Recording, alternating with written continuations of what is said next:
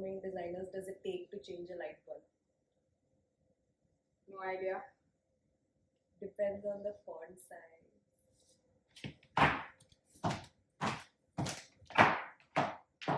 It was funny.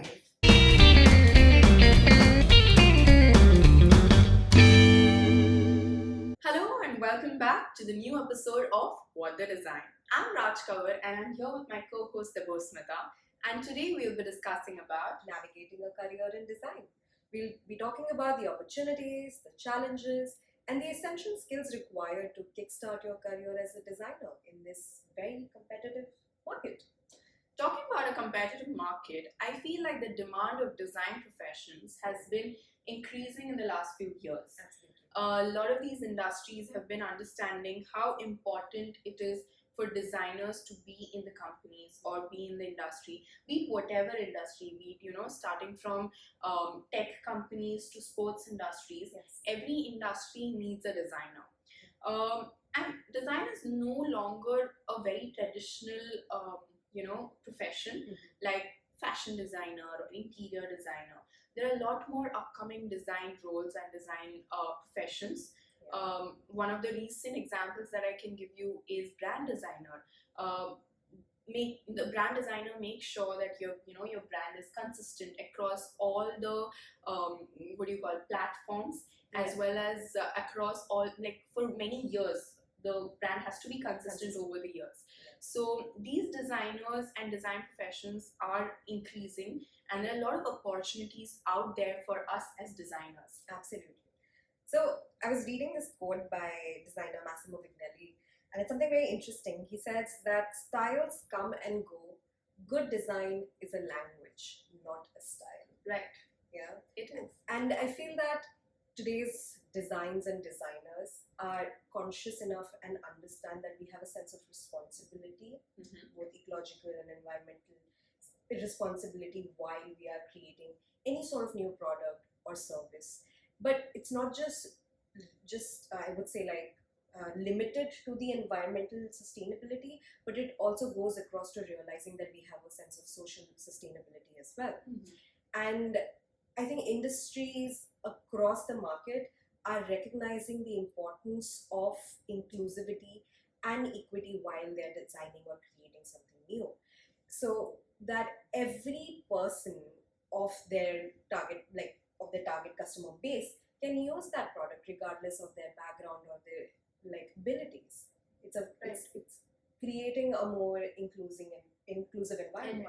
Right. Yeah. It's also like, with increase in technology over the years, I feel like companies and businesses are trying to, or they have understood how important it is to place a user in the center of the universe. Yeah.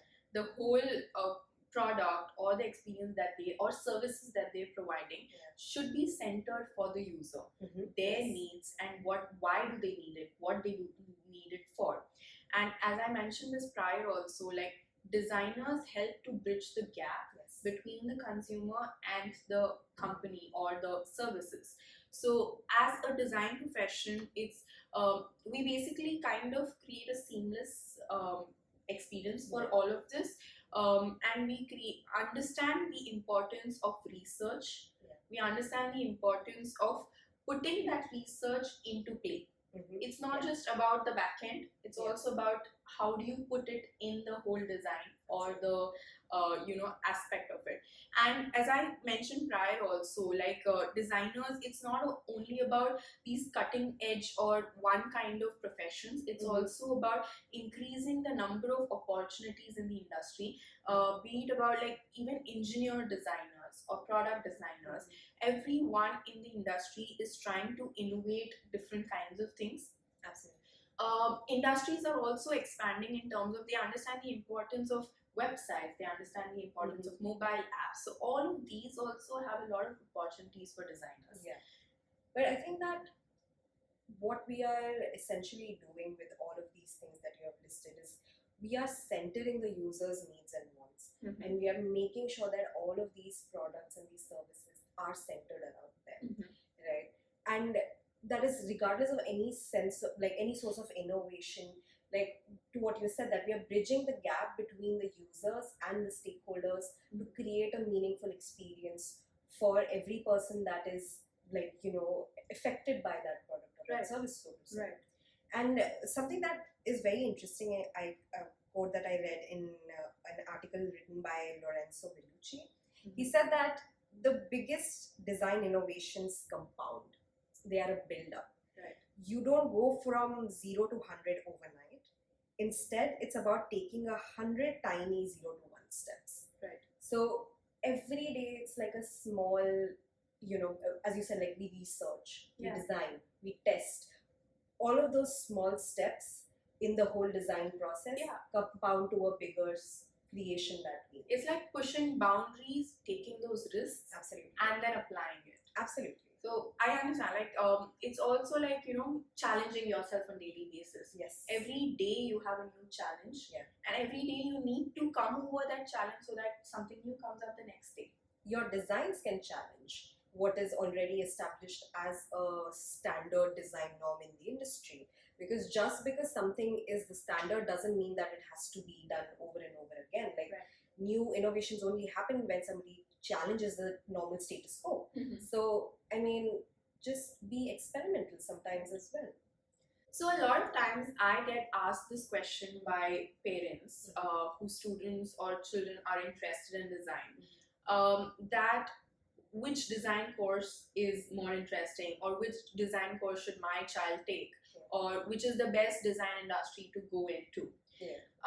In my opinion, I feel like it was never about which course is a good course or which industry of design is a good industry. It's about the skill set. Absolutely. I feel like every individual as a designer, because we come from a creative headspace, it's all about the individual capabilities.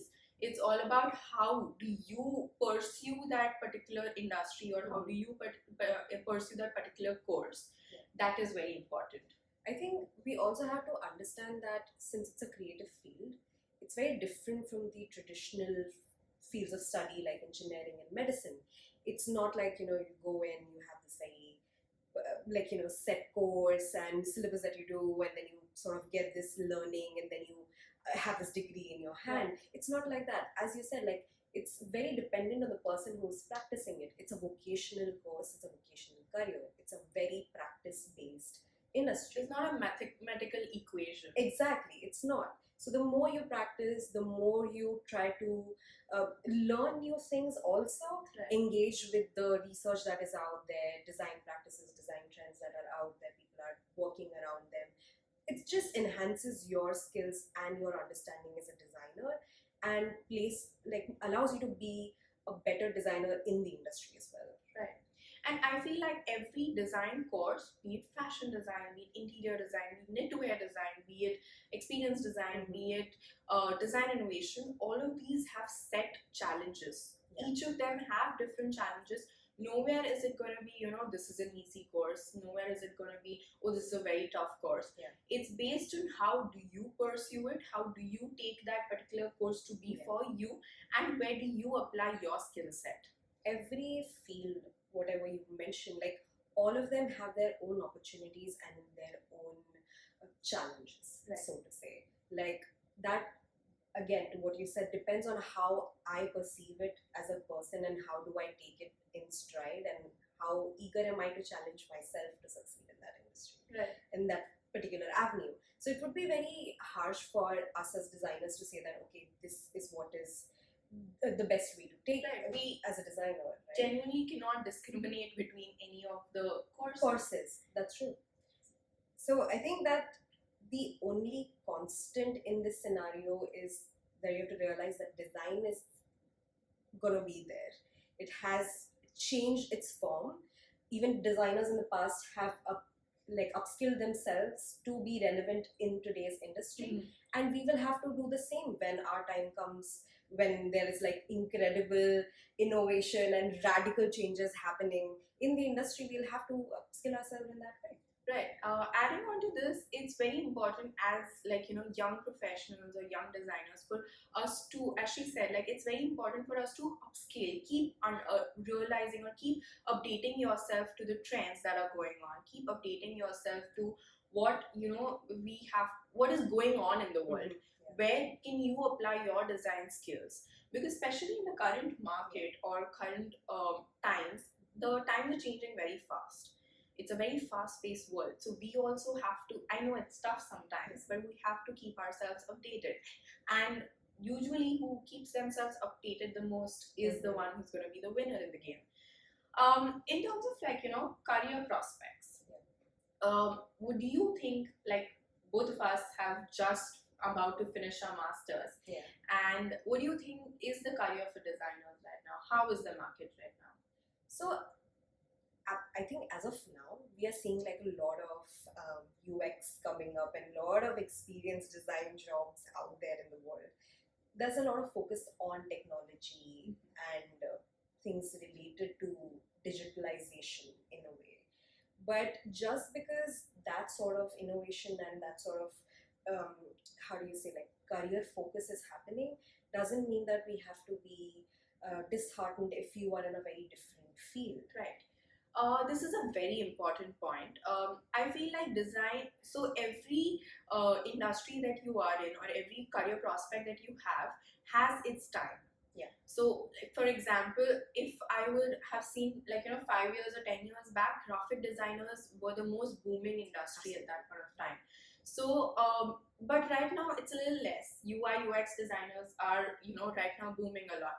But that does not mean that the importance of graphic designers has gone down. Yeah. They are equally important. They are there in the industry. There are a lot of graphic designing jobs going on. So for us, it is important to adapt sometimes. And because we come from a creative headspace, it's just about our creative mindset, and we just need to adapt to all of these, minimal, small things that we can and when we can. So, but you should not, as she said prior also, you should not discourage yourself that I am a graphic designer and now is not the time for me. It is always a time for you if your skill set is very good and you keep updating yourself and be professional in that skill set. Absolutely. So yeah, I think that also sort of coincides with something that came to my mind was about remote working and working in groups, right? Yeah. So because you said that even though UX designers are the who have the most job opportunities out there in the world today, doesn't mean that graphic designers are not working. We very much are working hand in hand with graphic designers to create something meaningful, especially when it comes to brand designing. So I think that we also have to realize that as designers, we work with so many different people from so many different backgrounds. We have to be very adaptable and very sensitive, and I mean, to a certain degree, good with communications as well, because you are working in a group to create something innovative and new, right? And usually, it's not something that just is like a solo activity. You again, what we said, you compound together these ideas to create something bigger than yourself. We will be discussing about the skill sets required as a designer in the further part of this podcast. Coming back to what are the challenges of design industry in the current market? Yeah. So considering today's market, I feel like globalization and remote work took a big hit. Yeah. So after remote work became so popular in the industry, I feel like designers got an opportunity. It's like a good point also, and a negative point also. Designers got an opportunity to be globally known. So you can be a freelancer in an location and work for a company in a Y location and do your job very easily. Of course, for some people it became tough because you are in that location and you're not getting jobs sometimes. Yeah. But it's a good opportunity if you are really good in your work, and it really plays well for us. Yeah, I think that also leads to the point that it's very critical to differentiate yourself in an industry where everybody is essentially doing the same thing as you are. So either you have to differentiate yourself in the form of your style as a designer, or it can be your design approach, the way you strategize your project, or it can be the niche interest area that you have that you would like to make a change in. Right. I feel like, as she said prior, also, like, it's very important to stand out in the crowded market, and that can happen through your different styles. It can happen through your talent, your skill set, and how you are applying both of this talent and skill set in your own way. So, as she mentioned, Raki, building your own style. It's kind of, building your own brand, personalizing your brand. I think this word of personal branding is selling a lot these days, and it is very important. Not just in design industry, personal branding is very important in every industry, because it's not industry based; it's an individualistic approach. You need to know how to sell yourself in this world, be it whatever you're doing and however you're doing, your personal style. And it's not based on, I don't think style is just based on how your graphic language is, how your color palette is. It's based on how you are. It's based on your personality. It's based on what makes you different from all the thousand and million people out there. And I think that, because you mentioned personal branding, one of our next episodes might very well be about discussing more in depth about personal branding and how we as designers can utilize that to promote ourselves. And making our portfolios, I feel, yes, the biggest tool that we have. Absolutely. Also, like as she mentioned, it's in your work or in your portfolio, do highlight these parts of personal branding and what your style is. Your portfolio or your website should reflect you, not just your work. And in terms of, like, for example, I'll tell you, my style is not based on one particular graphic language or not particular color palette, but my style is my thought process, the approach that I take. So it can, your personal style can depend on what kind of work do you do, what kind of approach, what kind of design process you have. You always can have different kinds of design processes. So that makes me unique. So find out what makes you unique in that case. And in this kind of process, what happens is, for example, for me, even though I have I've worked with different industries. Like, I've worked with jewelry industry, I've worked with FMCG, I've worked with steel industries, and still I can put my design approach to it. So that's the reason I can stand out in different industries. Some friends of mine that I know have a specific graphic language and they focus on particular industry, but that makes their niche. So that is also very important. You need to find your own niche. You need to basically excel in that niche and your market. I think that very sublimely leads us to the next important topic that we have, that is discussing the essential skills related to being a designer, right? And I think one of the key points, that is something that we discussed before as well, communication is key in the design industry. You have to work with so many different people who will have different understanding of what is design as well. So there is a lot of convincing, a lot of pleading, a lot of arguments that you have to do sometimes. But I mean, it's just something that every designer has to navigate, and you have to be very conscious about these things as well. Not just in terms of dealing with stakeholders, but also when you're dealing with your users, because it becomes very essential when you are communicating with your users to get the right information out of them. That just makes communication the most key skill. True, and communication does not just mean the verbal communication. It also means your visual communication. Your portfolio needs to speak for yourself. When you're sending your portfolio, not just to apply for jobs, but for your clients or for your users, or in general your product, they need to relate to it. They need to understand what that product is in without you sitting and explaining all of it. And it should be very crisp. It should be easy language. Do not put jargon and try to add different dictionary words, because it makes it tough. Nobody is going to read all of these words and try and understand, oh, what does this word mean.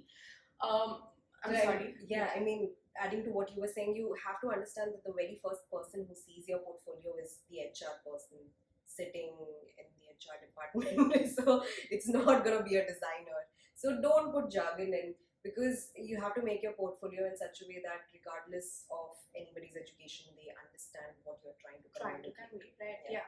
And also, it's I mean, I know it is important for us to put these words like design principles and neo minimalism is one of the upcoming parts. So these kind of words should be there in your portfolio, but that's not the only thing that should be in your portfolio, because again, a layman would not understand these words. They won't understand what kind of trend that is. You need to explain it in easier language for everyone to understand it. And this is not just based on your HR, it's also like if you're working with a client, they're not going to understand what kind of trend you're trying to put, explain why you're doing it rather than what you're doing.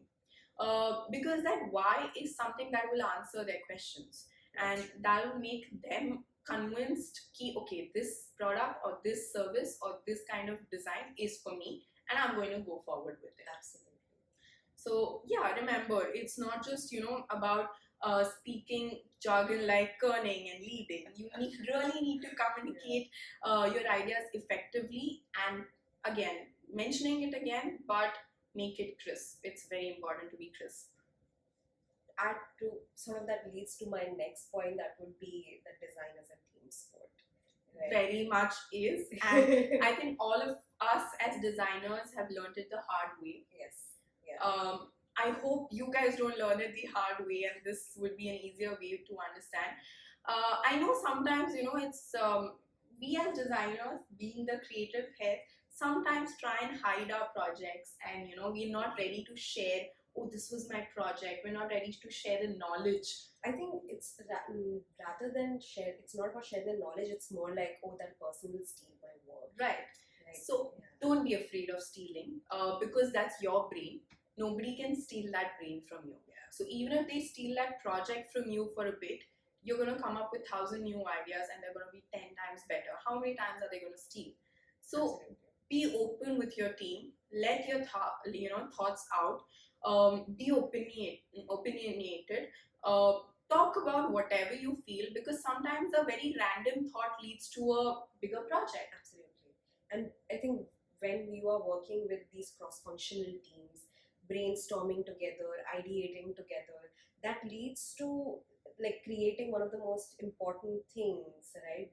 That leads to sort of ideating and identifying that key factor that can make your product stand out in the market. A lot of our eureka moments have happened with our discussions. Absolutely. Like we have sat for hours and nights brainstorming about very random things. Some did not work out, some obviously are in progress. So I feel like it's not just, and you need to meet new people, you need to network. One of the very key essential skill for a designer, and you need to keep brainstorming with new people so that new ideas come to you also. Absolutely. Networking is very important because again, it's a creative industry, so it's very much also based on word of mouth to a certain degree. Right. So networking gives you the opportunity to also learn from other people, but also identify like where can you be, like find your place in the niche area that you want to be working in. Just allows you to just find yourself as a person as well, because it's a very diverse and very competitive market. As something that really and network in every industry, also every age group. Don't just stick to my college friends or my college professors. There are people out there that are from different positions in the world, and that can help you understand what's going on in the world. It's very important for us as designers to understand what is going on so that we can find the gap and find the solutions to it. I think like online workshops and all of these online events is like a very good way to network with a lot of people. True. Because I mean, again, as you said, like geographical locations and differences like that is something that you, like these events don't act as a barrier, because you can just communicate with somebody in a very different country than yours. And you can see like what is somebody in country A or B discussing while you're sitting in C. Are your thoughts similar to each other, or are they very different? And if it's different, then how is it different? that is something that can help you grow as a designer as well. That also can be very helpful. For example, like, if you're in a very developed, underdeveloped country, and there is this occasion or a networking event happening in a very developed country, it can help you understand what kind of situations are they having, or what kind of solutions did they have for their country, to apply it in your country. Absolutely. This is a bigger example that I'm giving, but yes, it does apply. Or on a smaller scale, like, a packaging trend that is going on your country may differ from a packaging trend in the other country, but you can pick it up from there and then apply it, because then it can open a newer market in your location or in your region. Also, as she mentioned, like, there are online networking events. I'm a person of, face to face. Like, I'm very confident when it's face to face. So I feel like you should always also approach for these events that are offline. You should go and meet people. There are a lot, especially in countries like where we are right now in London, or even in India. It's a very open market right now for all of these kinds of events. There are fun events also, and you just go, you talk to people, you network, and post that, keep them connected. Like, stay connected with them through LinkedIn, through Instagram. There are a lot of social media sites, but it is very helpful in that case, because maybe right now that person will not help you in any other way, but in future maybe they can help. Maybe you start a business altogether with them. Might just so happen. Yeah. So yes, it is very important. Other than that, I feel like even these online learning apps, they help us a lot. You should, like, there's a lot of skill building happening through them, and it's not just that you need to learn from your industry. Oh, this is one point that I've wanted to say in the previous one also. As a designer, especially if you're thinking about starting your own business or being an entrepreneur, it's very important for you to understand the financial aspects of it also. Definitely. Because business is not just about creative head. If you just focus on creating, you'll forget the business aspect of it, and then you might just go in losses. So, so financial part of it is very important. So these online learning courses like Domestika or Coursera or LinkedIn has helped me a lot to do different kind of, like, I learned a lot of design thinking processes and entrepreneurs and business processes through Domestika courses, and that helped me a lot. I was learning that in during lockdown, and I learned a lot during that time. I think even I did like a lot of IDF courses, that is Interaction Design Foundation, and also LinkedIn. But I think to what we were discussing before about community building and just networking and things like that, these online sites also have learning communities available within Very true. Yes. within these sites, and they are like very I would say very increasingly are also meeting every day, like not every day, but every weekend, every month, or something like that. And you can communicate with these people, you can network with them. Again, helps you to grow as a designer and learn new things. Right. And also there are different platforms. I think most of the designers know this, but this is for the young students who want to get into design. Platforms like Behance, Pinterest, what else is there? Medium. Get used to these platforms. Be active on these platforms. Dribble is there. I think Medium is a very, very good website. You get a lot of information about the current trends, current market, what different industries are doing, what design is doing for different industries. Very good case studies, I would say. A lot of case studies. And yes, a lot of people or designers think that we're not needing to read a lot, or a lot of our parents have always said, like, you should read. And trust me, it's a very good advice. And I'm not asking you to read, through every paper or through every research paper, but yes, skim through researches, like even through Medium, skim through it. Just pick up few words, pick up few lines. A lot of knowledge comes from it. Your thinking process, becomes much better in that case. and you get inspired altogether from all of this. Absolutely. I mean, going through the whole book really helps, but I mean, if you can't do that, That's for readers out there. I mean, if you can't do that, then skimming actually really works, because if you can identify the important points that are related to your work, and if you can utilize that to sort of like, fund your work in a way, I mean, why not do that? True. So coming to almost the end of our podcast, we also wanted to just touch this topic of professional growth and advancement. How, like specializing in the niche market is important as designers. Leads me to a very important quote, something that I, I read, which was very interesting. So, Imran Ahmed of Business of Fashion, like it's one of the leading fashion related websites out there, said that we are moving away from this idea of trends and more moving toward this idea of tribes. And I think it is not just limited to fashion. We are seeing this happening across the industry, where people are realizing and identifying their unique interest areas and building on that to create something new. Right. Again, like it's something that comes very, it's not something that just strikes you one day and very early on in your career. You will go through the foundation years of your courses, and maybe even after you finish your bachelor's, you will be thinking about that, is this really something I want to do? Do I want to do something different? But eventually, with again like just experience, I think to a certain degree you will realize what is your interest area. Right. And you can just hone on that particular skill set or that specialization area and just be better at it.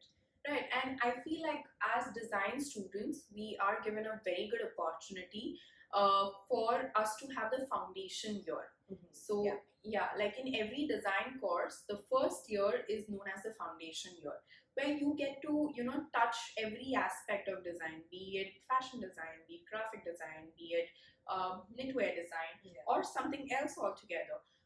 So that kind of helps for you to understand where your interest lies. Mm-hmm. And it becomes more easier for you also to find your belonging. Yeah.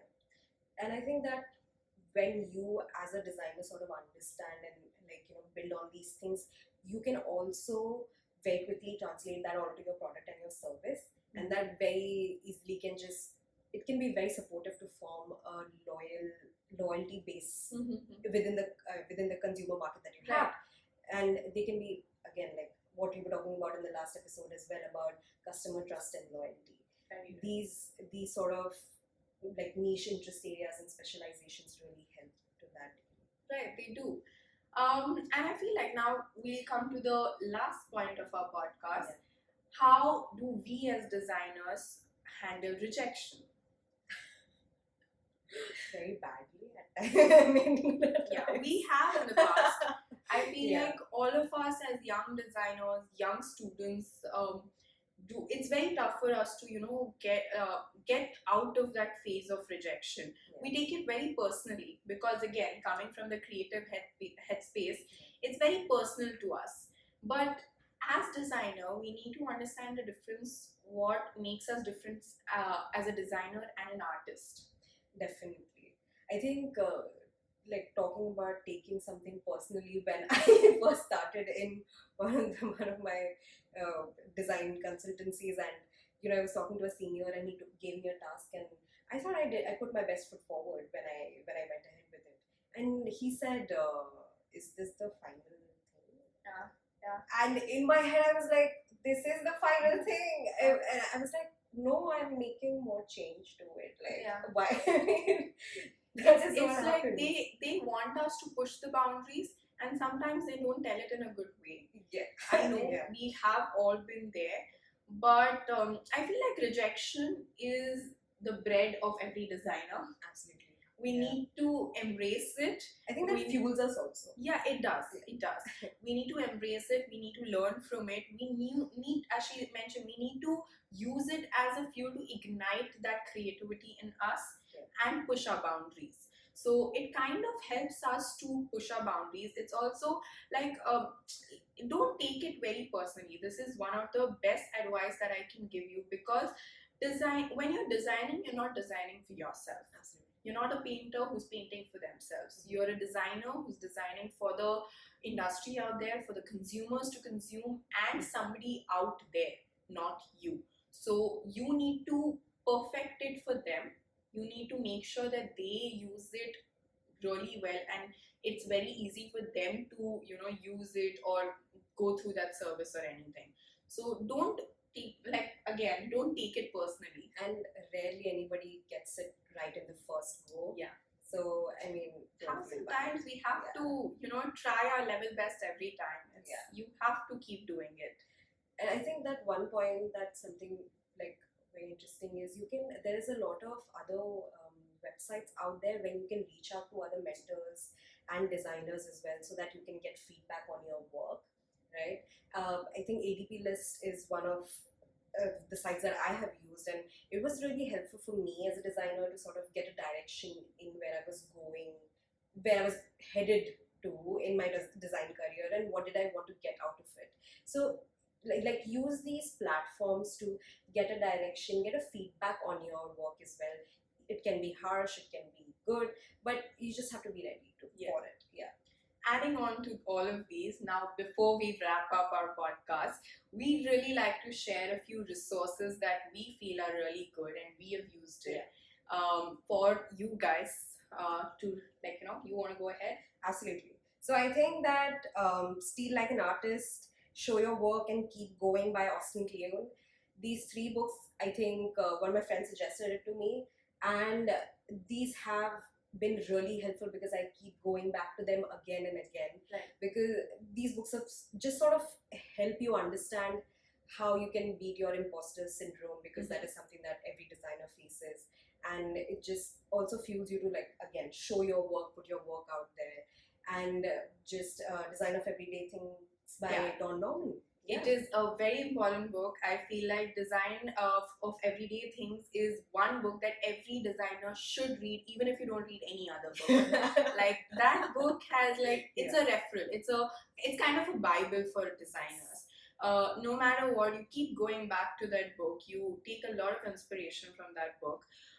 It's a classic. Absolutely. The Bible, as you said. Yeah. Also, there's this one group on LinkedIn that I have been using, is The Design Thinking. And this group really, like, they just keep posting about new design concepts, new design trends, but in a very easy manner. Sometimes they're just mind maps, and you can reach out to a lot of designers on that platform. Absolutely. As she prior mentioned, that it's very easier for us also to connect with them and just take some advice, or just show your projects to them and ask them how do they feel about it. Absolutely. So yeah, and that's the end of our episode today, and hope to see you guys soon. Take care. Bye-bye.